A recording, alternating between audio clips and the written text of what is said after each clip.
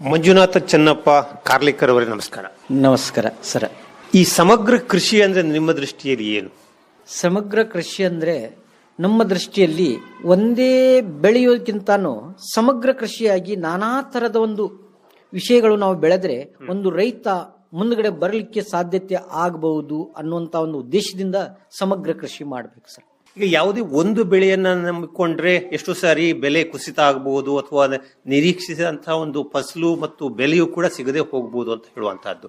ಹಾಗೆ ಈ ಮಿಶ್ರ ಕೃಷಿ ಅಥವಾ ಒಂದು ಸಮಗ್ರ ಕೃಷಿಯನ್ನ ಮಾಡುವಂತಹ ಸಂದರ್ಭದಲ್ಲಿ ಹೈನುಗಾರಿಕೆ ಆಗ್ಬಹುದು ಅಥವಾ ಇನ್ನಿತರ ಆಡು ಸಾಕಣೆಯೋ ಮೊಲ ಸಾಕಣೆಯೋ ಇಂಥದ್ದನ್ನೆಲ್ಲ ಸೇರಿಸಿಕೊಳ್ಳುವಂತಹದ್ದು ಎಷ್ಟರ ಮಟ್ಟಿಗೆ ಅಗತ್ಯ ಅಂತ ಹೇಳ್ತೀರಿ?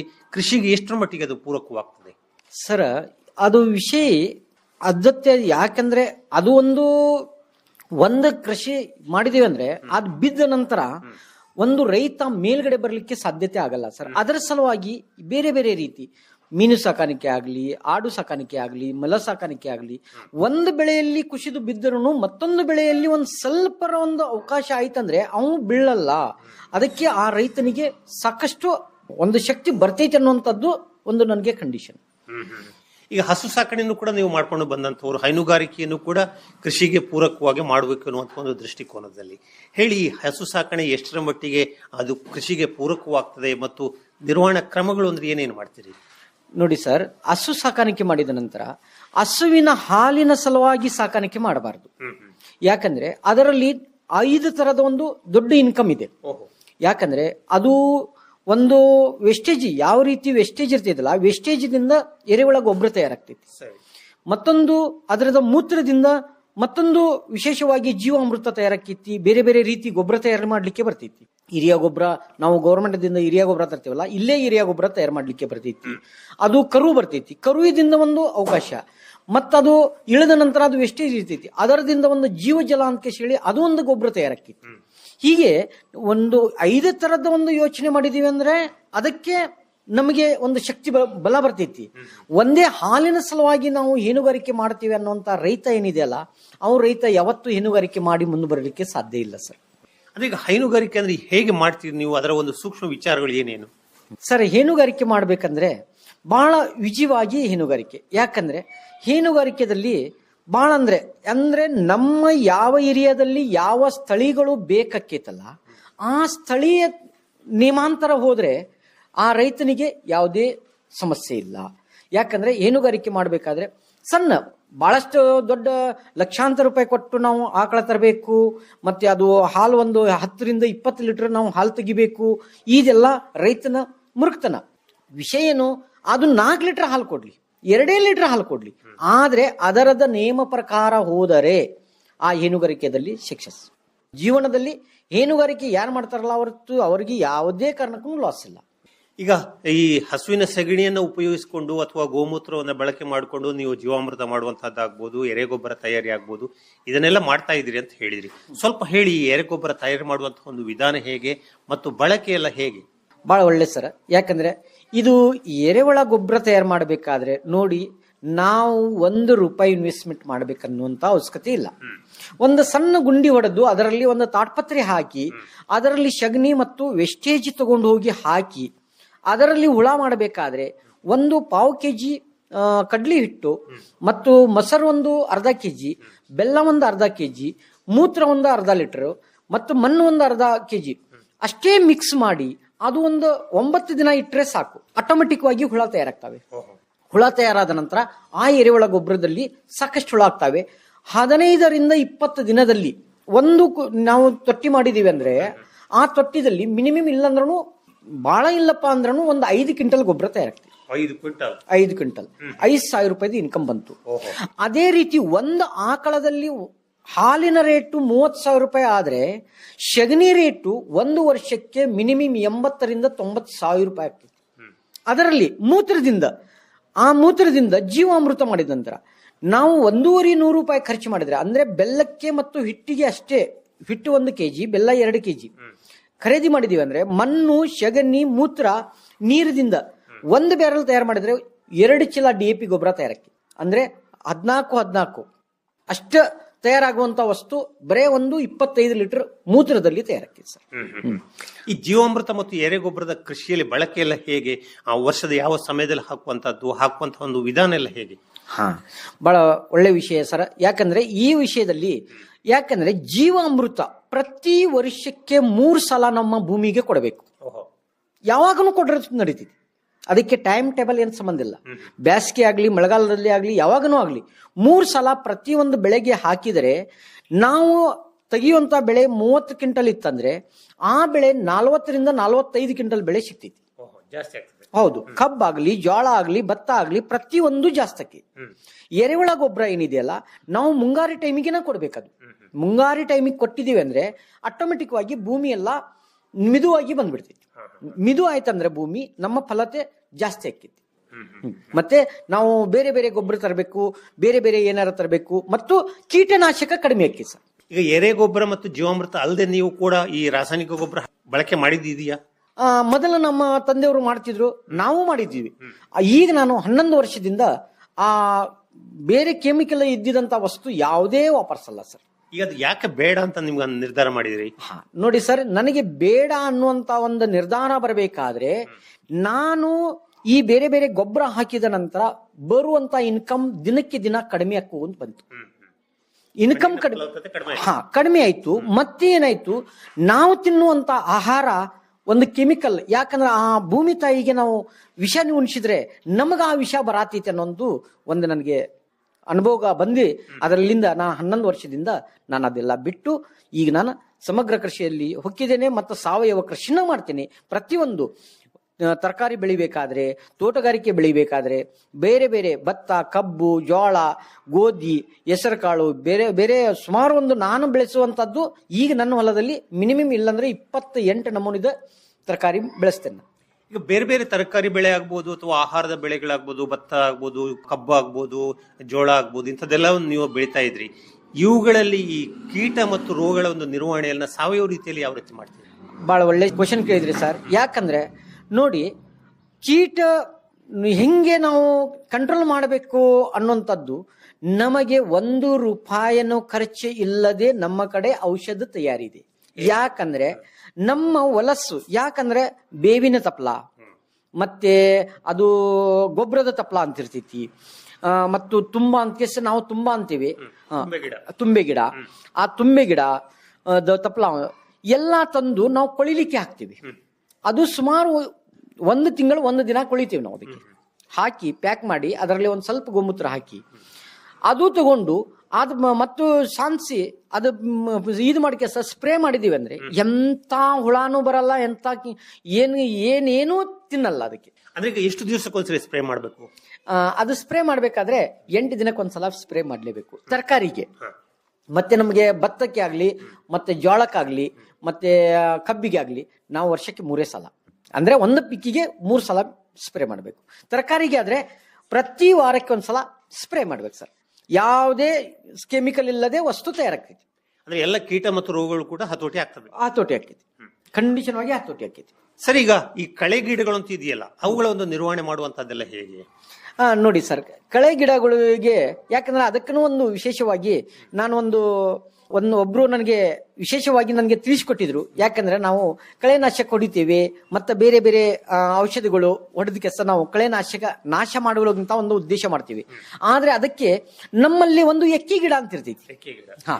ಎಕ್ಕಿ ಗಿಡದ ತಪ್ಪಲ ತಂದು ಅದರಲ್ಲಿ ಬಾಳಲ್ಲ ಸ್ವಲ್ಪ, ಯಾಕಂದ್ರೆ ಅದು ಕಲ್ಲಿನ ಸುಣ್ಣ ಹಾಕಿ ಮತ್ತೆ ಅದರಲ್ಲಿ ಒಂದು ಸ್ವಲ್ಪ 1 kg ಅಷ್ಟು ಉಪ್ಪು ಹಾಕಿ ಅದು ಒಂದು ಟೈಪ್ ನಾವು ಎಲ್ಲ ಪೂರ ಮಿಶ್ರಣ ಮಾಡಿ 6 ದಿನ ನಾವು ಕೊಳಿಲಿಕ್ಕೆ ಇಡ್ತೀವಿ.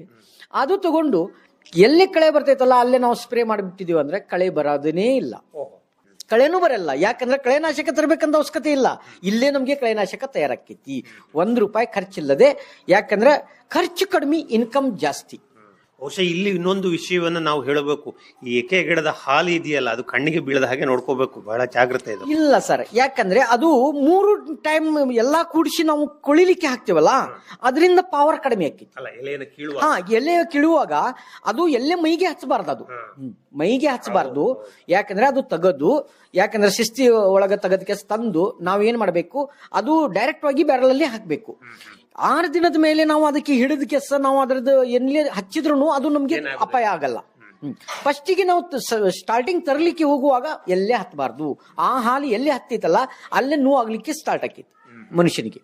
ಸರ್, ಈಗ ಈ ಬೇಸಿಗೆಯಲ್ಲೆಲ್ಲ ನೀರಿನ ವ್ಯವಸ್ಥೆ ಎಲ್ಲ ಹೇಗೆ, ನೀರು ಕೊಡುವಂತ ಒಂದು ವಿಧಾನ ಮತ್ತು ಎಷ್ಟು ಪ್ರಮಾಣದಲ್ಲಿ ಕೊಡಬೇಕು?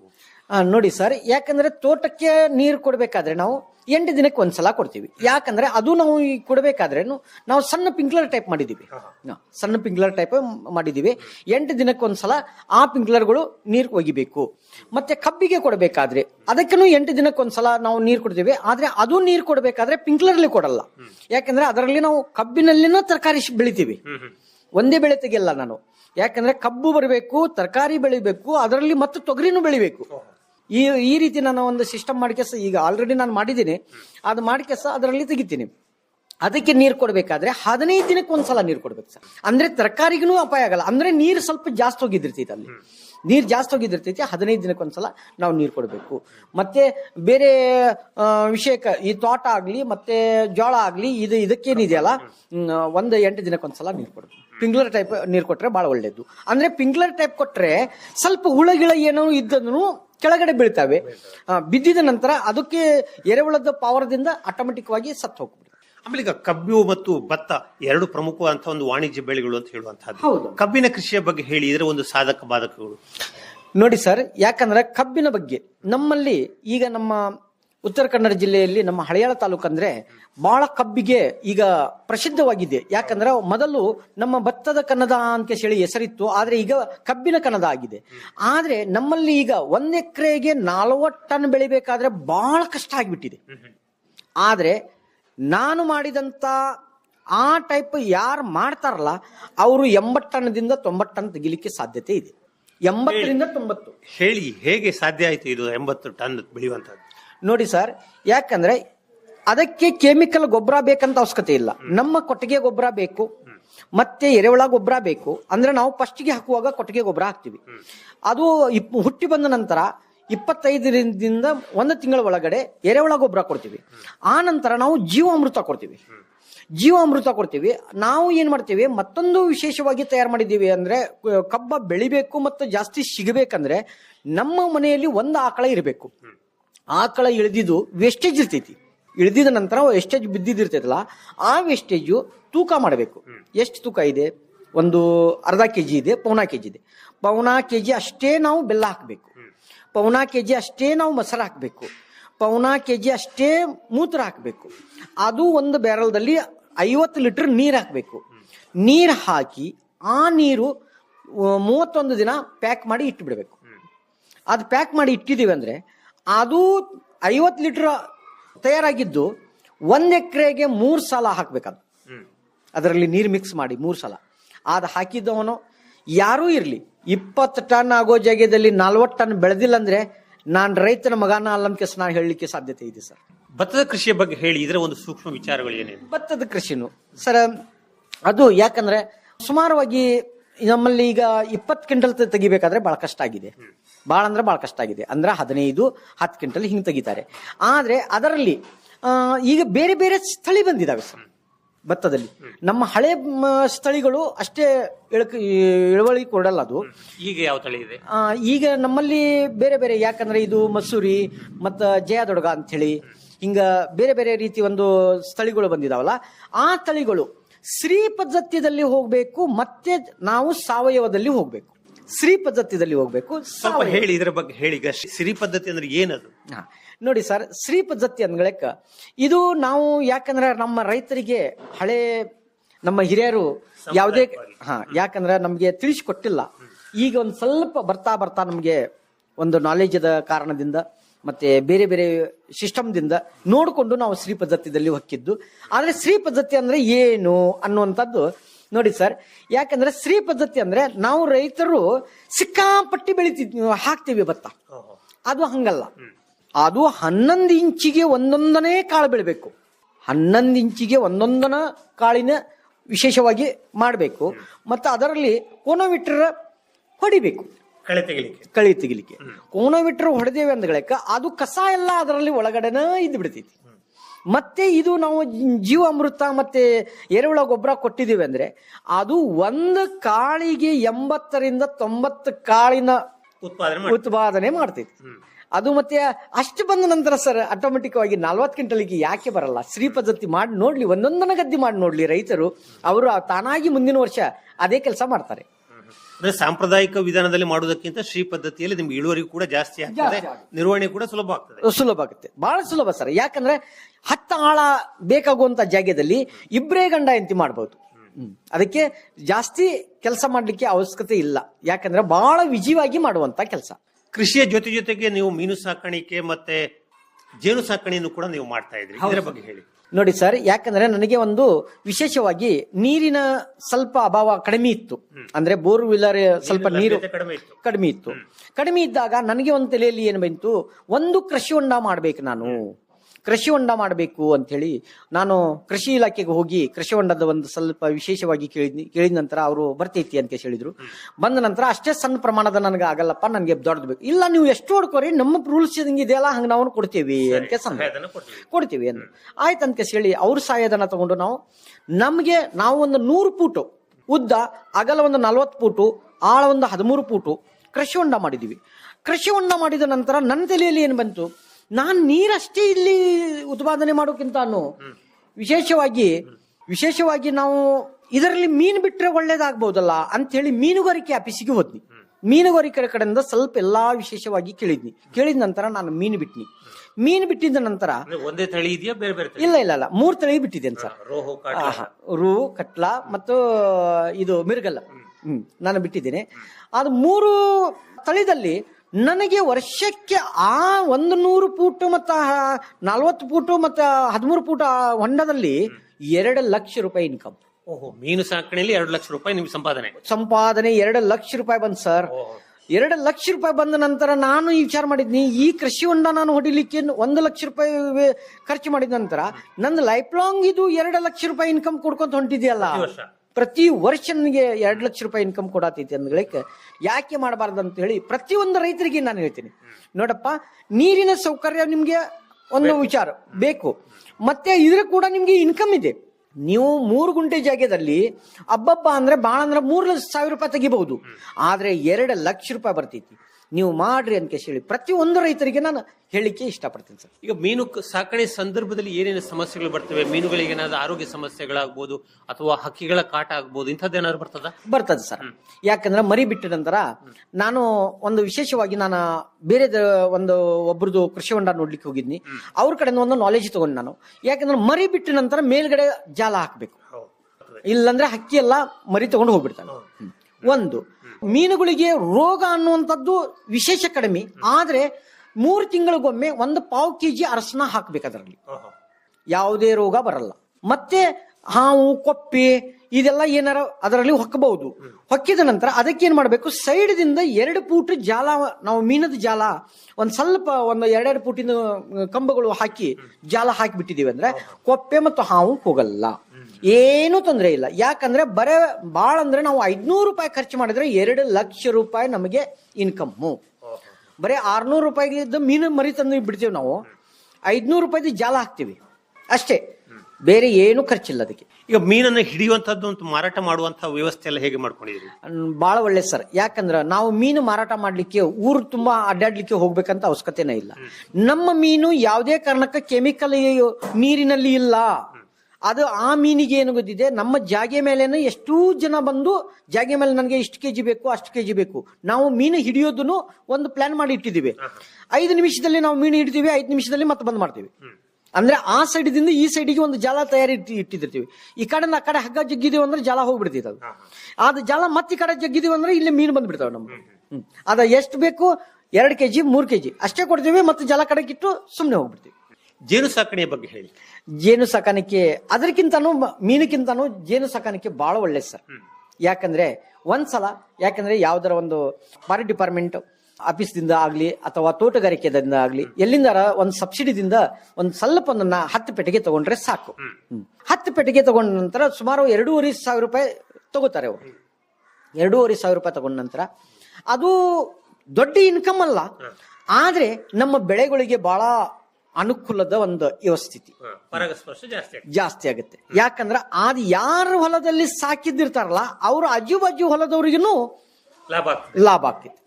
ಯಾಕಂದ್ರೆ ಅದು ಈಗ ಮಾವಿನ ಗಿಡದಲ್ಲಿ ನಾನು ಒಂದು 2 ಕ್ವಿಂಟಲ್ ಮಾವು ಸಿಗ್ತಾವೆ ಅನ್ನೋದು ಒಂದು ನಮ್ಗೆ ಕಂಡೀಷನ್ ಇದ್ರೆ ಆ ಮಾವಿನ ಗಿಡಕ್ಕೆ 3.5 4 ಕ್ವಿಂಟಲ್ ಸಿಗ್ತಾವೆ.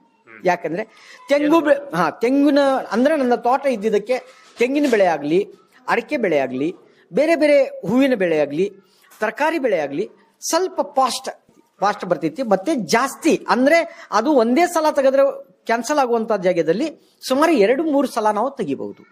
ಜೇನಲ್ಲಿ ಎಷ್ಟು ಉತ್ಪಾದನೆ ಆಗ್ತದೆ ವರ್ಷಕ್ಕೆ? ಜೇನಲ್ಲಿ ಬಾಳೆನ ಉತ್ಪಾದನೆ ಆಗಲ್ಲ ಸರ್. ಒಂದು ಪೆಟ್ಟಿಗೆಯಲ್ಲಿ ಬಾಳ ನಾನು ಉತ್ಪಾದನೆ, ಅದು ನಮ್ಮಲ್ಲಿ ಈಗ 1,000 ರೂಪಾಯಿ ಲೀಟರ್ ಹೊಂಟಿದೆ. 1,000 ರೂಪಾಯಿ ಲೀಟರ್ ಹೊಂಟಿದ್ದಕ್ಕೆ ಒಂದು ಪೆಟ್ಟಿಗೆಯಲ್ಲಿ ಬಾಳ ಹಬ್ಬ ಅಂದ್ರೆ ಒಂದು 8ರಿಂದ 10 ಲೀಟರ್ ಅಷ್ಟೇ. ಎಷ್ಟು ಪೆಟ್ಟಿಗೆ ಇದೆ ಈಗ? ನಮ್ದು 30 ಪೆಟ್ಟಿಗೆ ಇದೀವಿ ಸರ್. 30 ಪೆಟ್ಟಿಗೆ. ಅದರಲ್ಲೇ ನಿಮ್ಗೆ ಸಾಕಷ್ಟು ದುಡ್ಡು ಆಗ್ತದೆ ಸರ್. ಯಾಕಂದ್ರೆ 30 ಪೆಟ್ಟಿಗೆದಲ್ಲಿ ₹1 ಖರ್ಚಿಲ್ಲ. ₹1 ಖರ್ಚಿಲ್ಲ. ಮಿನಿಮಮ್ 2.5 ಲಕ್ಷ ರೂಪಾಯಿ ಹಾಕಿತಿ. ಮೀನು ಸಾಕಣೆಯಲ್ಲಿ 2 ಲಕ್ಷ, ಇಲ್ಲಿ 2.5 ಲಕ್ಷ ಬರ್ತದೆ. ಹೌದು. ಮತ್ತೆ ತೋಟ ಮೇಲ್ಗಡೆ ಇದೆ, ಕೆಳಗಡೆ ನಾನು ಅರಸನ ಮಾಡ್ತೇನೆ. ಯಾಕಂದ್ರೆ ಭೂಮಿ ವೇಸ್ಟ್ ಬಿಡಬಾರ್ದು ಅಂತೇಳಿ ಆ ಅರಸನ ನಾನು 3 ಲಕ್ಷದ ಕಳಿಸ್ತೀನಿ. ಅದು ನಮ್ಮ ಸಾವಯವ ಅರಸನ ಬೆಂಗಳೂರು ಹೋಗ್ತೈತಿ, ಗೋವಾ ಹೋಗ್ತೈತಿ. ಲ್ಯಾಬ್ದಲ್ಲಿ ಚೆಕಿಂಗ್ ಆಗಿ ಹೋಗ್ಬಿಡ್ತೀವಿ ಸರ್. ನುಗ್ಗೆ ಕೃಷಿಯ ಬಗ್ಗೆ ಹೇಳಿ, ಅದರ ಒಂದು ಅನುಭವ. ನುಗ್ಗೆ ಕೃಷಿ ಎಲ್ಲಕ್ಕಿಂತಾನು ನುಗ್ಗೆ ಕೃಷಿ ಮತ್ತೆ ಬಹಳ ಒಳ್ಳೆ ಸರ್. ಹೇಗೆ ಅಂದ್ರೆ ನುಗ್ಗೆ ಕೃಷಿಗೆ ನಾವು ₹10 ಕೊಟ್ಟು ಒಂದು ಸಸಿ ತಂದಿದ್ದೀವಿ. 6 ತಿಂಗಳಲ್ಲಿ ಅಂದ್ರೆ ಫಲ ಕೊಡ್ತೈತಿ. ಬರೀ 6 ತಿಂಗಳಲ್ಲಿ ಅದು 15 ವರ್ಷ ಮಟ್ಟ ಗಿಡ ಬರ್ತೈತೆ ಅಂದಗಳಕ್ಕೆ 6 ತಿಂಗಳಲ್ಲಿ ಸ್ವಲ್ಪ ಲಾಭ ಬರ್ಬೋದು. ಮುಂದಿನ ವರ್ಷ ಏನಿದೆಯಲ್ಲ ಮಿನಿಮಮ್ ಒಂದು ಗಿಡ ಇಲ್ಲ ಅಂದ್ರೂ ₹5,000 ಕೊಡ್ತೈತಿ. ಏನು ಹಾಕೋದು ಬೇಡ, ಏನು ಬೇಡ ಸರ್. ಎರೆಹುಳ ಗೊಬ್ಬರ ಬೇಡ, ಜೀವಾಮೃತ ಬೇಡ, ಏನು ಬೇಡ. ಅದಕ್ಕೆ ನೀರು ಬೇಡ. ನೀರು ಇಲ್ಲದೆ ಕೃಷಿ ಅದು. ಯಾಕಂದ್ರೆ ಅದರಲ್ಲಿ ಮತ್ತು ನುಗ್ಗೆಕ್ಕಿಂತಾನು ನುಗ್ಗೆ ತಪ್ಪಲದ ಲಾಭ ಬಹಳ ದೊಡ್ಡ ಪ್ರಮಾಣ. ತಗೊಂಡೋಗೋರು ಇದಾರೆ ಸರ್, ಇದಾರೆ. ಯಾಕಂದ್ರೆ ನಾನು ಕರೆಕ್ಟವಾಗಿ ಒಣಗಿಸಿ ಕೊಟ್ರೆ ನನಗೆ ₹4,000 ಕೆಜಿ ತಪ್ಪಲ ಒಯ್ತಾರೆ. ಹಸಿಯಿಂದ ಒಣಗಿಸ್ಲಿಕ್ಕೆ ಎಷ್ಟು ಸಿಗ್ತದೆ? ಹಸಿದಿಂದ 1 ಕಿಲೋ ಹಸಿ ಇದ್ರೆ ನಮಗೆ ಬಾಳ ಅಂದ್ರೆ 300 ಗ್ರಾಮಕ್ಕೆ ಸರ್. ಹೌದು, 300 ಗ್ರಾಮಕ್ಕೆ. ಮಾರುಕಟ್ಟೆ ಎಲ್ಲ ಇದೀಗ ತರಕಾರಿ ಬೆಳಿತೀರಿ ನೀವು, ನುಗ್ಗೆ ಬೆಳಿತೀರಿ, ಇದಕ್ಕೆಲ್ಲ ಮಾರುಕಟ್ಟೆ ಇದೆಯಾ? ಇದೆ ಸರ್. ಯಾಕಂದ್ರೆ ಸಾವಯವ ತರಕಾರಿ ಬೆಳೆಗೆ ಏನಿದೆಯಲ್ಲ ಎಲ್ಲೇ ಸಾವು ಇಲ್ಲ. ಅದಕ್ಕೆ ಸಾವಯವ ಅಂತ ಹೆಸರಿಟ್ಟಿದ್ದಾರೆ, ಅದಕ್ಕೆ ಸಾವು ಇಲ್ಲ. ಇದು ಖಂಡಿತವಾಗಿ. ಯಾಕಂದ್ರೆ ಯಾವ ರೈತ ಮಾಡಿದ್ರು ಇದಕ್ಕೆ ಸಾವು ಇಲ್ಲ.